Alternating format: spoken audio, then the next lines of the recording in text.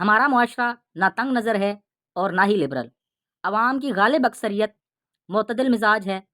یہ عوام اپنی زندگیوں کو پھلتا پھولتا دیکھنا چاہتے ہیں۔ انہیں اپنا حق چاہیے، اسی زندگی میں چاہیے۔ کوئی وعدہ فردہ انہیں مطمئن نہیں کر سکتا۔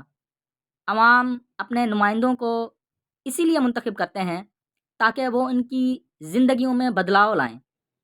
کسی بھی لیڈر کو عوام اس لیے منتخب نہیں کرتے کہ وہ سر پر ٹوپی پہنتا ہے، ہاتھ میں تسبیح پھیرتا ہے یا خاتون لیڈر برقع اوڑھتی ہے۔